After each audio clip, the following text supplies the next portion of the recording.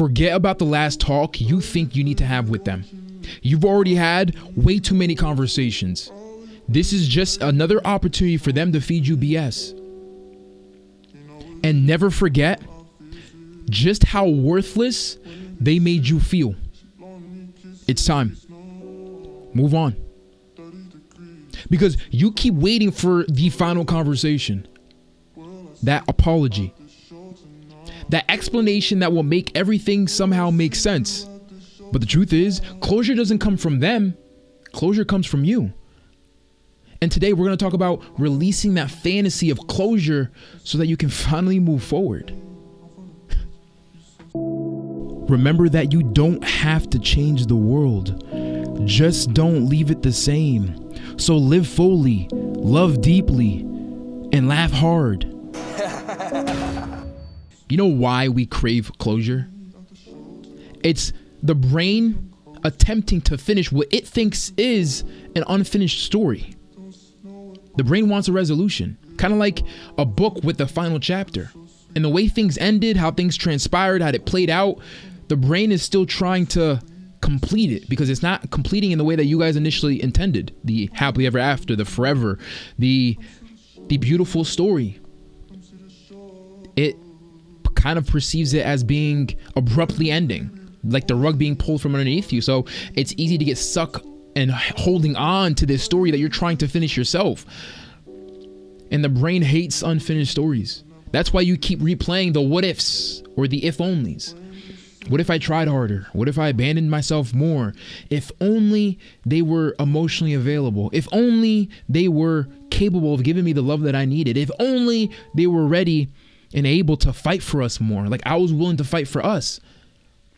We keep replaying that over and over and over because the brain perceives this love story that you were in as being unfinished. So it's attempting to finish it in some way, shape, or form. And somehow you've convinced yourself, your brain has convinced yourself that the only way to finish it is through them. That's way too much power to give someone else. Because when you maneuver through your healing in the way of, wait, I need to have one more conversation to get closure with them, you're basically saying, I can't move forward without their permission. I can't heal and progress in my healing journey without them signing off on it. That's way too much power to give someone else. You have all the tools and resources to end the chapter of this love story you were once in. The closure is there in their actions or lack thereof. The closure is right in front of your face. It's a matter of you accepting it.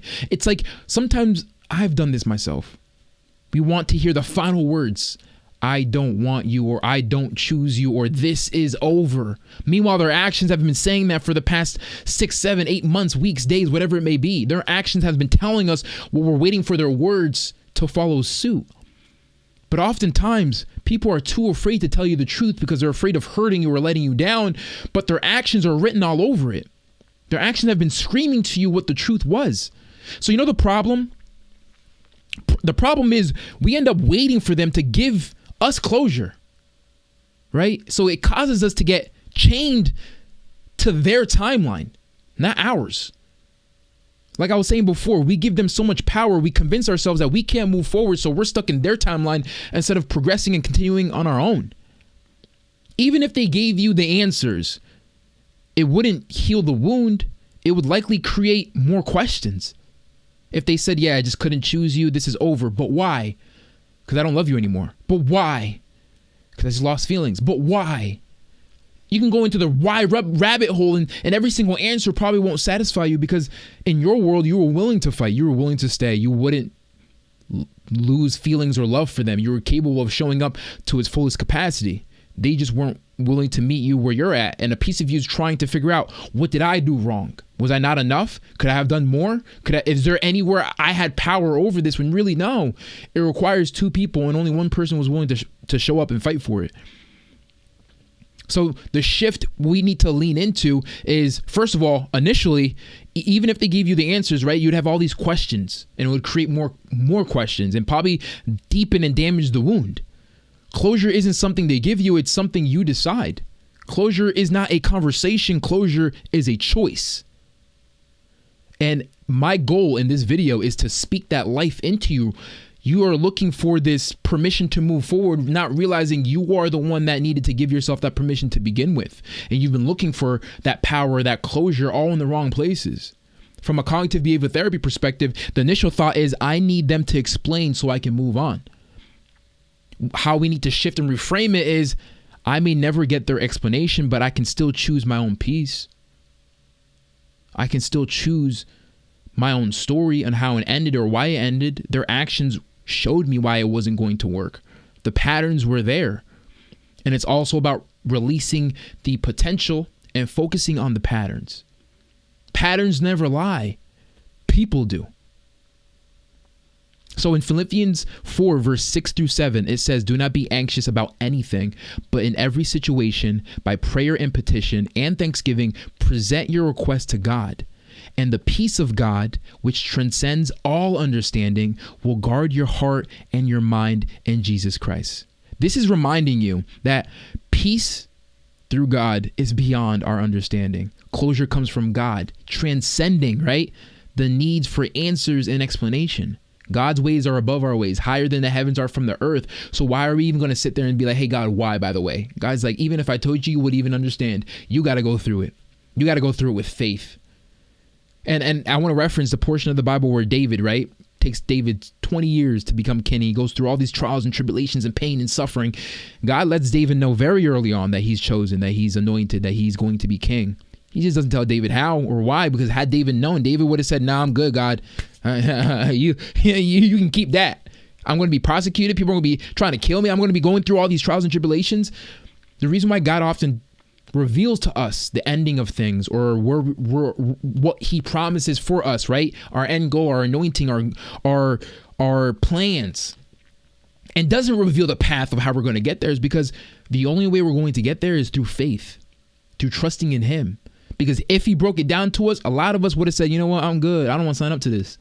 Not realizing those very things that we had to go through are what we need to develop, to reveal and refine portions of our heart and our heart posture, to develop us so that we are ultimately becoming the people that we need to be in order to handle the blessings that are already on its way. So being able to shift your focus on God, shift your focus on the fact that you have the choice to choose the closure, and not waiting for another person to give you permission to do so.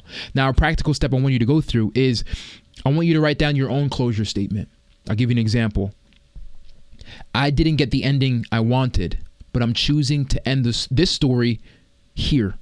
My peace matters more than their explanation. Oh, I know you hear me, but are you listening? That's so powerful, right? Your peace has to be so much more pertinent, so much more important than the other person's explanation. And I want you to repeat, whenever you have the cravings to reach out for closure, or the urge for the closure resurfaces, have that be the very thing that grounds you. And to investigate and ask yourself why, right? And create some form of a routine, right? Write the closure statement on paper and then fold it into your journal. Maybe tear it up, burn it, or flush it down the toilet as your form of releasing it, of creating your own closure. Now, the journal prompt for today is, what do I still wish they would say to me?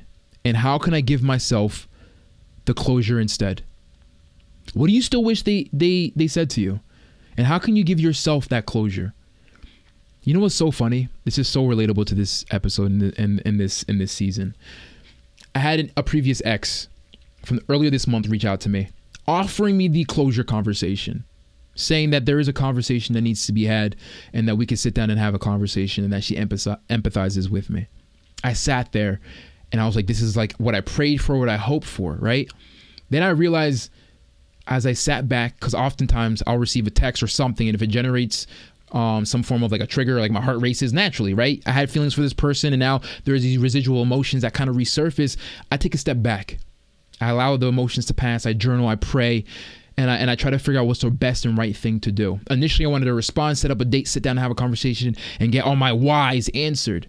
As time passed, my desire to have that conversation diminished.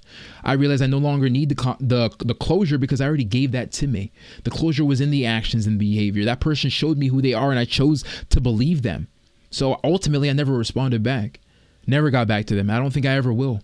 because my life moves on, and me taking a trip back down memory lane to sit down and have a conversation or to have these questions answered isn't going to change the end goal, which is I got to move on. I got to piece myself back together. I got to get myself right with God. I have to continue to move forward and trust that who's meant for me won't miss me.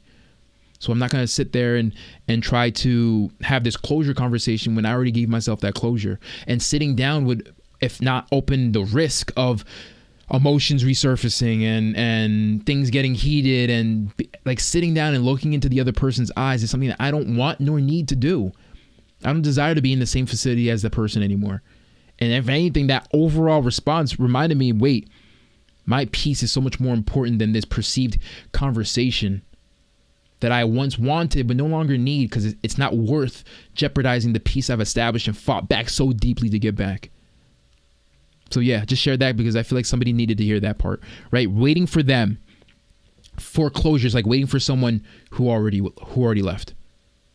Waiting for them for closure is like waiting for someone who already left. You don't need their permission to heal. You already have all the power to decide your ending and the next step of your next chapter. So just take that. And if you're in a season of healing, you want some support, direct access to me, you can message me, chat with me every day like we're BFFLs. It doesn't matter. Join the healing community. There's a 7-day free trial. We have weekly group Zoom calls. I highly recommend it. And actually, in the beginning of every month, I'm going to start doing this for the October. We're going to do a 7-day emotional reset. So every day, group Zoom calls. We're going to go through the reset course in the beginning of every month to help us kind of set the foundation for the new month. I think it would be just a beautiful thing to do coming off of this series, and something to just kind of just add more value to that safe space. There's already the healing course, the 7-day emotional reset course in that community that you can have access to with the videos and modules at your own pace. But doing it live is powerful because it's like we're all going to have the open conversation and really delve into those emotions that we need to investigate from a place of curiosity, not judgment. So 7-day free trial. Check out the link in the description or the comment section. Activate it today. Download the free app, and I would love to see you in there. Regardless, I'll see you tomorrow. I appreciate you, and I want you to remember this. You don't have to change the world. Just don't leave it the same. So live fully, love deeply, laugh hard, and help someone. And if you can't help someone, at the very least, don't hurt them, and start with yourself. I'll see you tomorrow. Peace from Dees.